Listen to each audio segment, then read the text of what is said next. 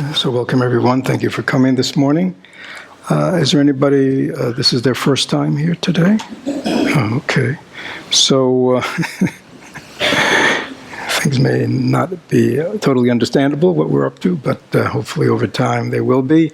And if you want, please stay for tea afterwards, and there'll be people downstairs and you can ask her any of your questions, why this and why that.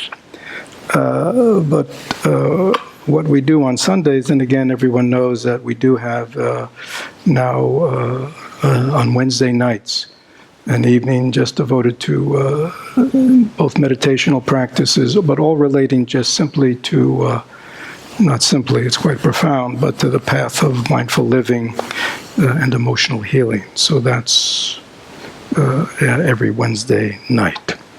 But what we are working on here over these past months, actually since the fall, is this wonderful text called The Great Path of Awakening. These 58, 59 very pithy and meaningful directives that really incorporate the whole Buddhist path from beginning to end. So we are kind of in the middle of that, those who are just coming in, but hopefully it is all understandable. I'm looking at probably a very classical translation and text called The Great Path of Awakening, the classic guide to using the Mahayana Buddhist slogans to tame the mind and awaken the heart by a Tibetan teacher who's passed called Jamyang Kongtrul. But if you're interested in these mind trainings, they're called in Tibetan Lojong trainings. There are many good commentaries available. And in our community, we have what's called an intensive. There are about 75 people who are involved very deeply in the study and practice of this over these past months. There are 7 main points and these 58, 59 slogans under them. What I wanted to work on today was a very interesting section.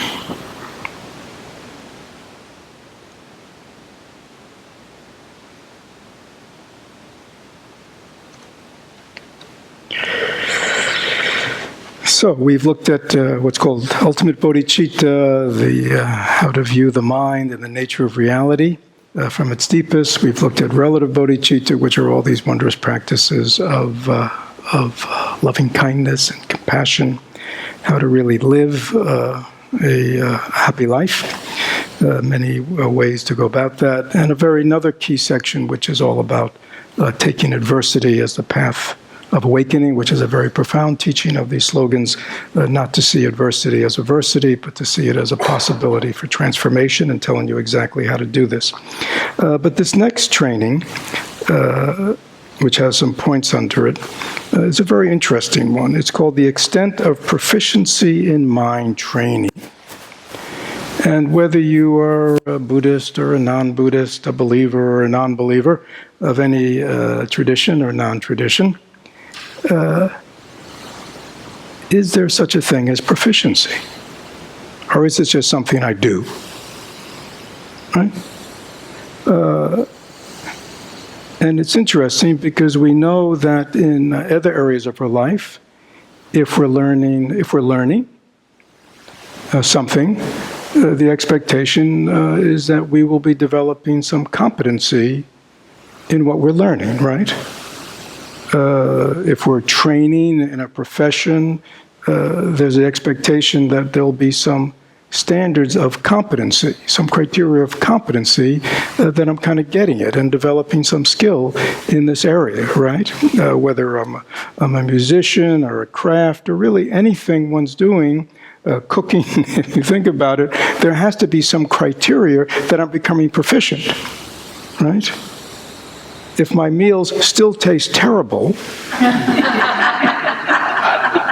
somebody's got to know that, especially me, if I keep, offering it to people. Is that clear? So it's funny, I remember when I first got in the field of psychotherapy back in the 70s, there was very little criteria. for what it was about. Many people, they'd say, oh yeah, I've been in therapy for years. I love my therapist. We have a great relationship. But there was never any sense like there was a reason to be in therapy, and somehow those issues that brought you to therapy were being transformed. Like there was a reason to be there, other than to just have a good relationship with somebody or to enjoy yourself. That has changed, obviously, in these past years. But it's that kind of thing. I mean, like, what am I, people do these days, they read all kinds of spiritual books and they do, spiritual practices, even such a spiritual practice as what? Meditation, right? And they do all the other kinds of practices, mantras and visualizations and all kinds of stuff, right?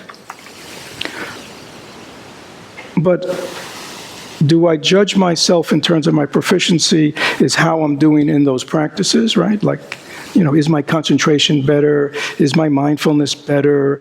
Am I able to, you see what I'm saying? Am I meditating daily? Is this a sign that I'm becoming more competent? You see? Like the technology or the technique is how I'm judging my proficiency. You see what I'm getting at? Or is there a result? Right, so you may say, coming back to our cooking thing, I've kind of mastered all the tools of cooking, right? I know how to fry, and I know how to saute, and I know how to use a wok, and I know how to, use an oven, and you see what I'm saying? I can follow directions, but is that the criteria of being a good cook? Right? You would say no. The criteria of being a good cook is the product is tasty, it's delicious, right? I mean, there's got to be something more than a mastery of technique. Is that clear? So this is the same. So he's saying, is there a criteria that if I'm doing all these mind trainings in this book, or if I'm doing any kind of transformative work, is there a criteria that I know that I'm on the right path, that I'm getting somewhere? Is that clear?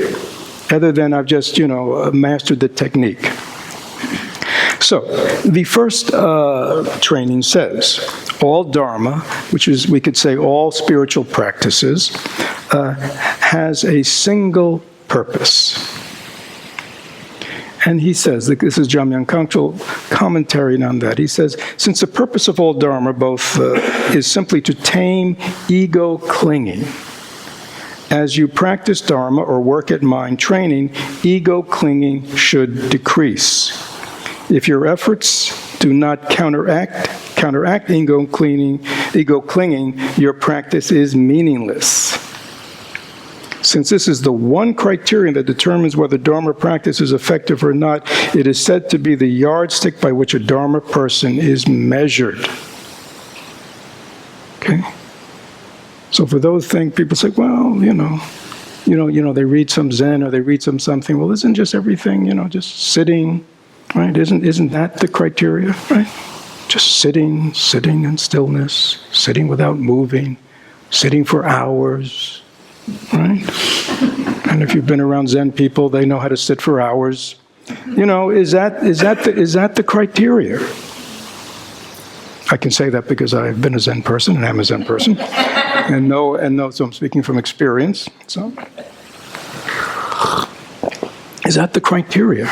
I can sit for an hour in full lotus, right? Is that the criteria? So here he says, no. The criteria is, one could say, that you are getting proficiency in Dharma if you are less egocentric. Is that clear? The world is not based on I, me, mine.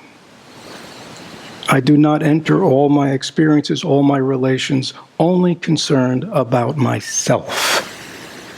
Right? No matter how many years I've been doing meditation, how many years I've been involved in spiritual practice, my life still focuses around me, my needs, my wants, my desires, my pain, right? And that's all I'm focused on. then one can be a good meditator, right? But according to this, one is not becoming proficient in Dharma, what it's really about. This is profound, right? Because it not only, it really sets forth what this practice is about. It's not about technique, it's about what? The kind of person you want to be. The kind of person you are. And the kind of person you want to be and the person you are is something that unfolds in life. Not in some alternative spiritual reality, right? That we often fool ourselves with, when we come to the meditation hall or when we're on our cushion or when we're engaged in spiritual conversations around, it's like, wow, I'm really quite something these days. I'm actually becoming quite a spiritual person, if I say so myself.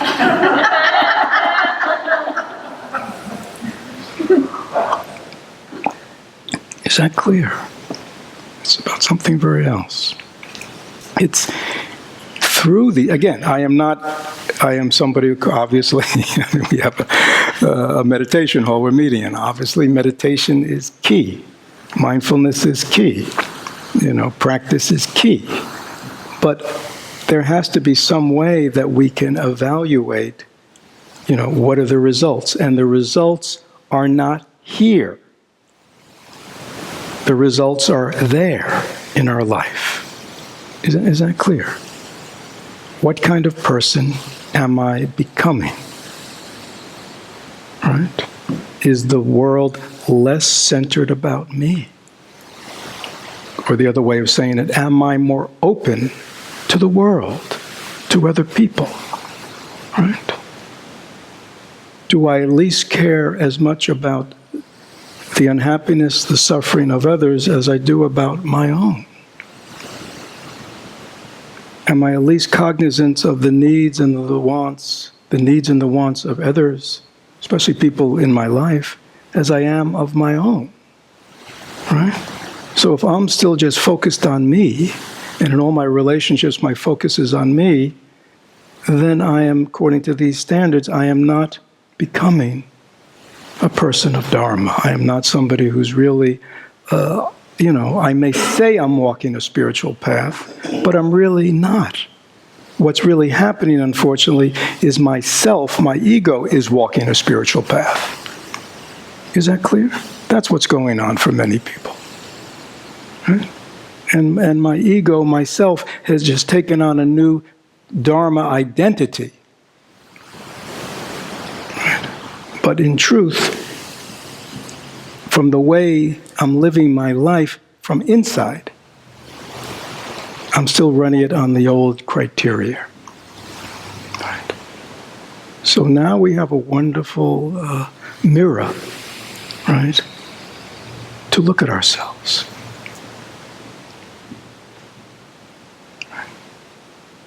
And we know it because we are becoming softer people. The walls are coming down. We are more open to others, which means we are probably becoming more kind, more caring, more compassionate for others. We are learning to do for others as much as we do for ourselves.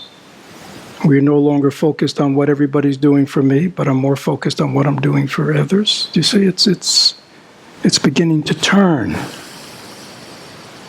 I'm beginning to change. Right? I'm more patient. I'm less frustrated. Because when I'm impatient and I'm frustrated, it's because things aren't going whose way? My way. You see, that's all egocentricity. Right? I just care about myself. When I'm frustrated in traffic, who do I care about? Do I care about everybody else who's caught in traffic? No.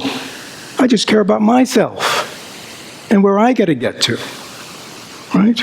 And the other 1,000 people caught in this traffic jam, they're just in my way. Do you see? That's like little. But it's the same disease, right? That we are living from, we are seeing everything through the chink of self, through the glasses of self, through the prism of self, and that is distorting everything. Okay. All Dharma has a single purpose. It is the reduction of self-cherishing, ego-clinging, egocentricity, self-centeredness, selfishness, right? All variations on a theme, but all talking about the same thing.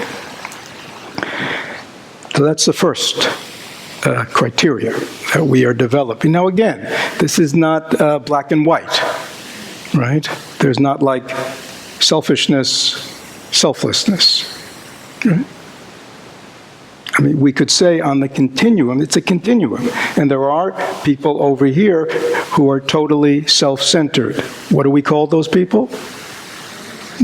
Yeah, we call them narcissists, right? We call them narcissists. Remember Narcissus? Narcissus, just looking in the water, in love with who? Remember, he saw his reflection in the water. He was just totally entranced. He had never seen such a beautiful thing in all his life. He couldn't take his eyes off it. He's looking at his own reflection. So that's one extreme, okay? And over here, I guess we have what? I don't know, Mother Teresa's, Dalai Lama's, Thich Nhat Hanh's, I mean, people who we know, and many people who are not celebrities or well-known, but the people who really totally live for others, right? Totally selfless. And each of us is somewhere along that continuum. Is that clear? And we may be more of it one day than another day, and we may be more of it in one situation than in other situations. But if we are practicing a spiritual path, a Dharma path, over the years, we should see some movement. Is that clear? For us to say, yeah, I am becoming more proficient in this. Now the second slogan. The second slogan says, of the two judges, rely on the principal one. And Jamyang Kongtrul says, for other people to see you as a Dharma person is one judge. But ordinary people do not know what is hidden in your mind and may just be taking joy in certain improvements in the way you act. One sign of proficiency in mind training is that there is never any shame or embarrassment about your state of mind. Consequently, do not be attached to the judgment of others, but rely principally on the judge of mind itself. So let me explain what he's getting at. He's getting something which kind of relates to what we just said about all Dharma has one purpose. So he says, of the two judges, rely on the principal one. And basically the two judges are what? The external world, everybody else who sees us, and us. Me. Right? Is that clear? And it's saying it doesn't say just ignore, everybody else, but it says of the two judges, the one you need to really rely on is the internal judge. Now, why is that? Because others in the world only see our actions, right? And outwardly, some of our actions may look what? Good. But only we see inwardly. Only we see what's really going on in our minds. And we may just be acting good. Right? We just may be acting good because we want others to perceive us as good. We may be acting kind and compassionate and generous because we want other people to see us that way. Is that clear? But in our hearts, it's not coming from really within freely, right? So again, we can be very philanthropic or generous, but it's all about what? Getting noticed, getting my name up, everybody know what a generous person I am. So it's just building ego, right? All these actions just build ego. I'm just manipulating, right? I'm acting this way because I want people to, on a very personal level. I'm acting this way because I want people to like me. I'm acting this way because I want people to love me. I'm acting this way because I want people to think highly of me. I'm acting this way because I want people to think that I'm really a very intelligent, competent person, right? You see? Those are all actions which outwardly may appear, what? Good. But inwardly, the motivation is impure. Is that clear? The motivation is impure because it's just all about me. Right? And the truth is, the way I really am may be a distance from how I act in the world. Right? Now again, most of us do not have, and I'm sure we are quite happy, right? That most of us don't carry around speakers on our shoulders that are attached to our minds. Right? Can you imagine what that would be like?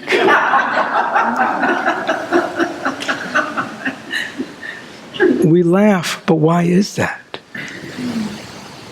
You see, he says, one sign of proficiency in mind training is that there is never any shame or embarrassment about your state of mind. How many people can say that? I mean, it's quite something, isn't it? That's why we laugh about, speakers on our shoulders, because we would not want. We would be deeply ashamed and embarrassed if people could hear what we were thinking. Is that clear? Which means that there's a part of us that knows that our actions, how we are behaving and how we are speaking to people, is not often a true reflection of what we're really thinking, is it? Do you see the discord? You see the lack of congruency between what's really going on inside us and how we present ourselves to the world. Now again, from a point of view of civil society, it's probably good that we don't have speakers on us. Because in terms of civil society, it is good to learn to contain a lot of these things and to act civilly to one another to preserve social harmony. Is that clear? But we're not talking about that. We're talking about an authenticity and a congruency within oneself. Right?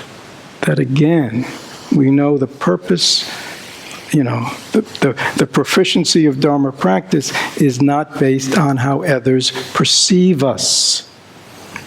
It is not based on how we appear to the world.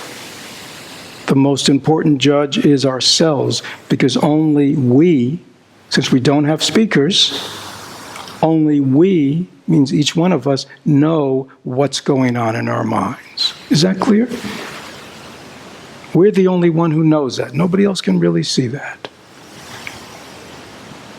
And so at the end of the day, who is evaluating my mind? And who is evaluating the purity of my actions, of my speech? It has to be who? Me. And it's important that the criteria that I'm using to evaluate me is based on some value. Based on some spiritual values of what we were just saying, of selflessness, of compassion, of loving kindness, of real caring for others, right? Not being always critical, judgmental. I mean, those are mind states that are not, supportive of an open, loving, caring mind, is it? So it's very important. I mean, it's obviously important in the beginnings of spiritual practice to kind of get our behavior and our words in line, because that's obviously, where we do most damage to others. But as we progress, there needs to be, a lot of people stop there, right?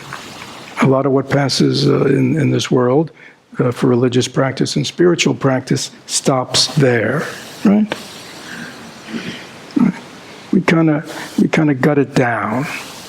You see what I mean? We kind of gut it down. We know how to be involved in kind actions, good actions with others, and to speak. But yet often inwardly, it's a very different story. And many people are satisfied with that bifurcation, that separation of how one presents oneself to the world and what's really going on inside us. It's the same way for suffering. Many people in our world suffer, don't they? And yet, how you doing? Fine. How's everything going? Great. Isn't that the way we talk to each other?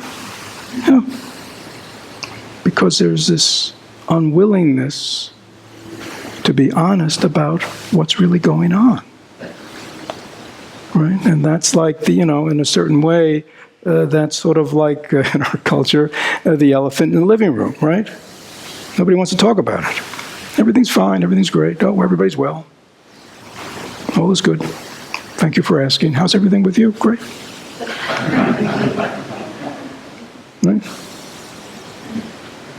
So again, it doesn't mean you have to spill your heart to everyone, but at least there's an acknowledgement within yourself of the untruth of what you just said. Yeah, I'm not really happy. Yeah, I'm really struggling these days. What's the truth? Right? If we don't acknowledge that to ourselves, how are we ever going to change? How are we going to ever address the problem? Where's the energy going to come for transformation? If of the two judges, we are relying on the external judge, right? Because externally we may what? Look good, right? Externally everything might be all right, yeah. Got a job, got a decent place to live, my car's running, I'm in a relationship, right? You see that? Everything's great. But those, again, all external. Can you see that's how we appear? The principle has to be, how am I really in my mind? What's really going on in there? And again, I'm not talking about you got to go around spilling your guts to everybody who dares ask you how you're doing, But it also means an understanding that you know what you're doing, and with those who you have meaningful relations with, you are open about that. It's the elephant in the living room. Why aren't we talking about that? I mean, where does pretending get us? Where does denial get us? I mean, that's what's so powerful about the Buddhist teaching, that, in his Four Noble Truths, he talked about suffering and the cause of suffering before he got to nirvana, or the end of suffering. Right? He was willing to acknowledge, living in this world of mortality, everything is always changing. People get sick, people age, people die. I mean, it's like, people lose what they love, people get what they don't want, people are in situations that they want to happen, they can't get out of situations they don't want to happen, right? Yeah, people, there's a lot of suffering in this life, the Buddha said. I mean, he came out of denial. He lived in a culture when there was denial, because everybody was what? If you've read the life of the Buddha, everybody was what? Partying. Right? And just everybody was young and youthful and having a good time and hunting and fishing and having parties at night and hanging out in pleasure gardens, right? It all looked good, didn't it? But the Buddha saw it doesn't last forever. These pleasures don't last forever. Youth doesn't last forever. Health doesn't last forever. Even our life doesn't last forever. Right? Good times don't last forever. Good times become bad times. Pleasure becomes pain. Coming together often leads to separation. So he noticed the other side, and he did something very unusual. He was willing to talk about it. And a lot of people went, when they heard him speak, they said, what? Well, he's right. See, he broke through the veil of illusion, the veil of denial. Was willing to speak the truth.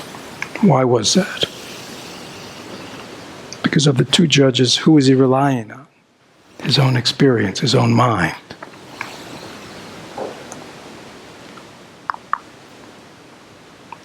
Let me stop a second. All dharmas have a single purpose. Of the two judges rely on the principal one, and that first point I made about the extent of proficiency in mind training, this whole having some sense of criteria to one's spiritual life. Extent of proficiency in mind training, all dharma has a single purpose. Of the two judges rely on the principal one. Any questions or comments? Don't be shy. If it doesn't make sense to you, or you have a question about it, or you see it differently, yes. So thank you for your wonderful teaching. So I went back home and I saw some suffering in the sibling.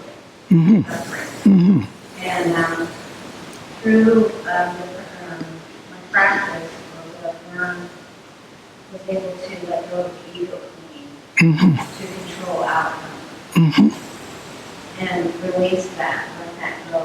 And it was very peaceful. And I was able to approach my sister with openness and just be present to the suffering itself. My question is, what is a good way to be present to that suffering, for selfless reasons, to allow healing or to be of service with another human being, when you see that they're suffering, but they're in denial Right. of the suffering. So let me just repeat the question because it's being streamed. So the question relates to a specific incident with her sister, but basically saying, so when I get out of my own way and my own ego stuff about my sister, whatever dramas that I'm holding on to, whatever way I see her, want her to be, disappointed that she's not, when I finally let go of all that self-created stuff that I am laying on her, projecting on her, I see that she's suffering. Right? Well, right, now what happened? Yeah. Well, as you know, when we come out of our cocoon, when we come out of our narcissistic bubble, right? And again, we may think we're in the world, but if we're still seeing everything through our thoughts and our mental projections, we're not really seeing the world. We're just extending our cocoon onto everybody else. Is that clear? That's what most of us are doing. But when we kind of put that all down and we really see clearly, we just see simply, this is somebody who is suffering, right? And just the same way when we are present to our own suffering, hopefully, when we really notice that we are suffering, we want to what? We want to alleviate our suffering. I mean, that's so normal, right? I mean, if there's a tack in our foot, do we keep walking? No, hopefully we are aware that our foot is suffering, and we stop, and we look, and we pull out the tack. Is that clear? Right? When I have an itch here, my right hand just naturally reaches over and scratches it. We might say that is an act of compassion, that my right hand is giving my left hand, my left arm. Is that clear? It's as simple as that. Right? Compassion means in the face of suffering, my own and someone else's, my natural instinct is, how can I be of help? Right? How can I alleviate it? That comes from being present. Okay? Now, what do you do? Well, for the one thing we can always do is just offer them our presence. Right? And perhaps even acknowledge to them that they're suffering. It's like the elephant in the living room. You know, whether it's your own or people in your family, you know, rather than keeping the lie going, or that everything's all right, for somebody to say, yeah. You know, when you have a moment alone with her, it's not like, you know, around the dinner table or something. I mean, again, it's got to be skillful. You know, I can see you're suffering. And, you know, I'm sorry, that hurts me. Right? So that's one thing we can always do. Be present to another, right, in non-judgmental way, and to acknowledge that they're suffering, they're going through a hard time, there's some kind of pain, and you're aware of that. I mean, that is very healing in its own right. You know, we know for each of us, unless we're totally defended and we're totally into the role and the, you know, of playing a role, that we are often quite moved when somebody sees us. Do you know what I'm saying? When somebody really goes, oh, you know, and sees us in an authentic way. It's quite a wonderful feeling, isn't it? So, you know, that's a good beginning. Now again, whether there's anything you can do really depends on the situation, the person. You know, it depends on, you know, are they interested in changing? Are they interested in being helped? Are they interested in you helping them? You know, right? So that's part of the deal. You know, a lot of times it's about, you know, do I have the skills? You know, I mean, it could be we don't have the skills based on what this person's going through. So there's, you know, the helping is, you know, different criteria. Do you see what I'm saying? But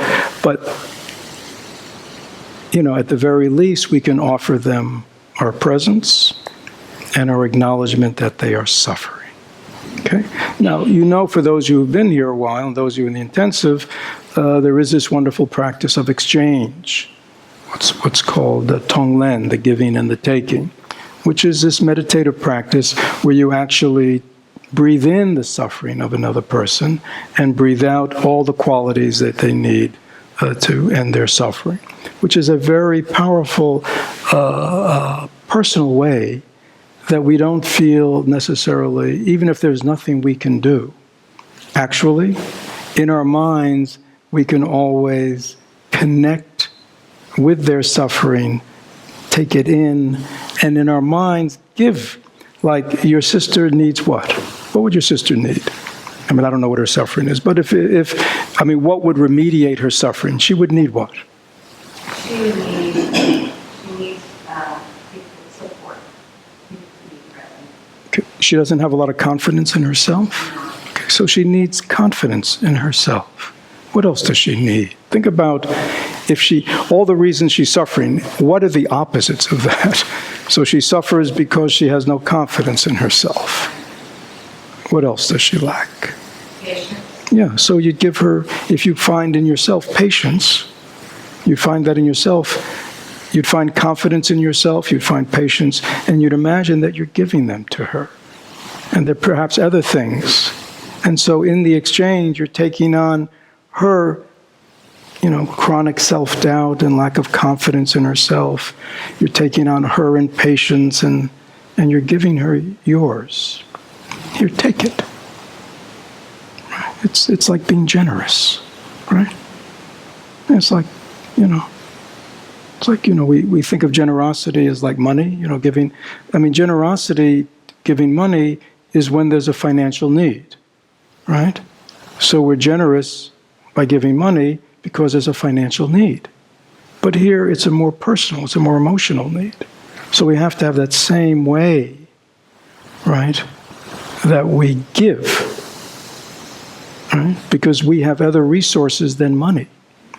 Right, the generosity of finances is certainly good to be generous in that way. But in the teachings, generosity means also generosity in giving your presence, and giving yourself, and giving your time, and giving your energy to another human being. So there's many ways to be generous. Any other questions? Yes. Fred, in the Buddhist practice, no matter what it is, you always start with yourself, right? In terms of the guilt exchange. No. No. If you're doing it for yourself, you begin with yourself. If you're suffering and you imagine yourself in front of you, then it begins with you. But if it's beginning with someone else, you begin with their suffering. And then you take it into your heart. Now, if your heart is covered with its own self-cherishing, you imagine that you're letting go of that. But that's dissolving. Which happens naturally if you open to another person.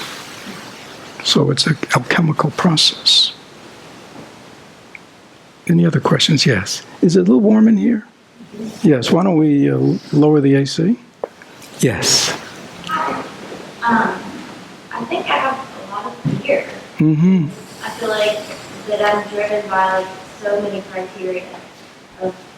I feel like I'm bombarded on a daily basis of trying to fit into these norms of you gotta be pretty, you gotta be smart, you have 2.5 kids, and you need a lot of money, and you need a house. Mm-hmm. And I'm scared that if I let go of all those things and focus on like being humble and like what can I do for others, I'm scared like what will I be? Yeah. So that's a wonderful question. What's your name?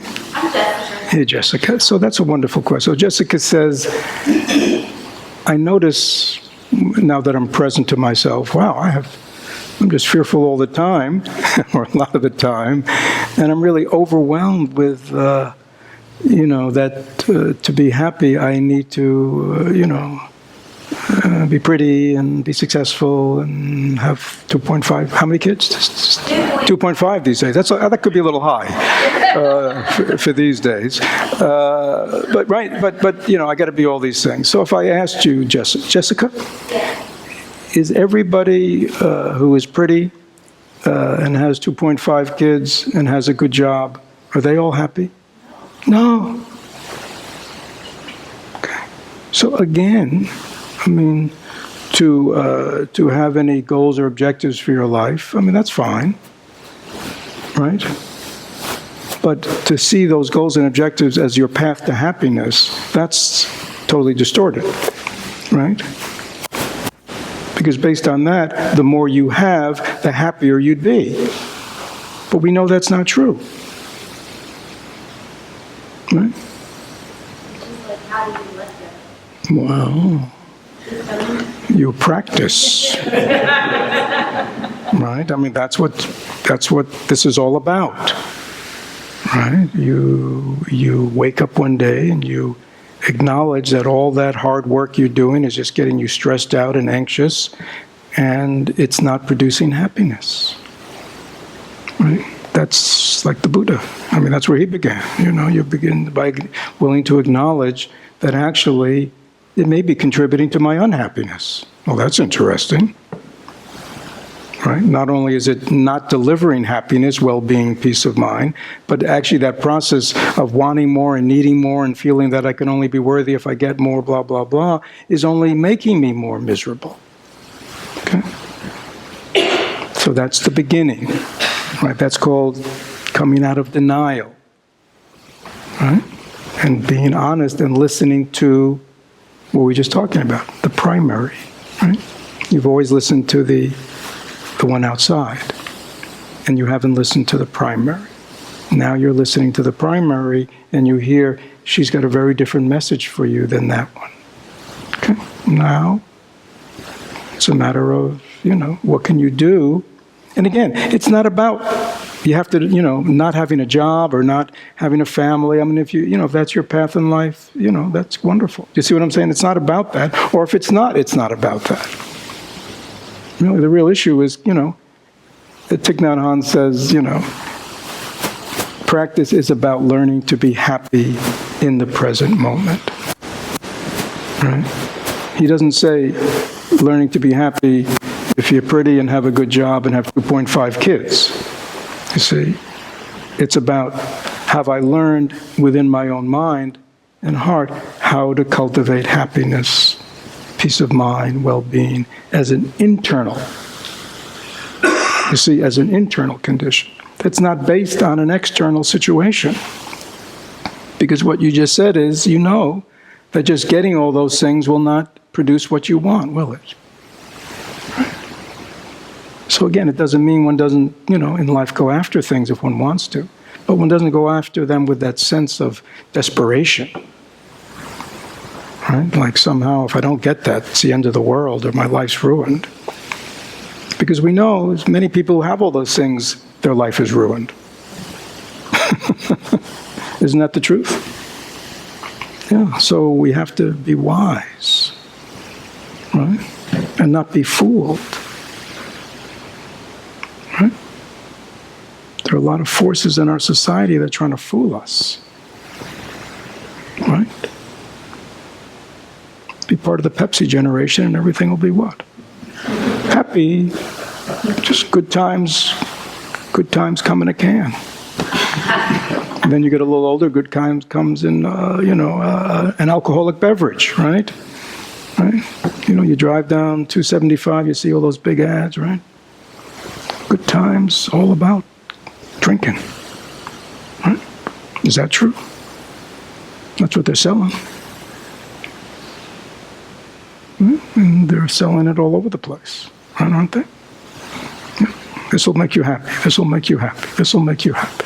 Get this, get that, do this, do that. Then you'll be happy. Right? Is that true? See, nobody ever asks, is that true? Those are called follow-up studies. Does anybody come to that person 5 years later and go, oh, did buying that brand new car that made you so happy 5 years ago, are you still as happy as with that, And you go, gee, I haven't even thought about that car. It's like, no. Yeah. I mean, that happiness lasts about 4 days. Right? So we need to think intelligently about this life. I mean, that is why in Buddhism, our analytical facilities of mind is considered wonderful. You see, most people go, I'd like to shoot this guy, right? Or our minds are kind of driving us crazy. I'd like to get rid of him. But actually, this mind and its capacity to look deeply, right, and to see our situation and to come up with alternatives. Rabbits can't do that. Right? Bumblebees can't do that. Birds can't do that. Right? That is a great gift of the human mind. That we have this wonderful thing called intelligence that has the capacity of turning into wisdom. But it has to be developed in the right way. In our society, what are the smartest people doing? So the so-called smartest people, they're doing what?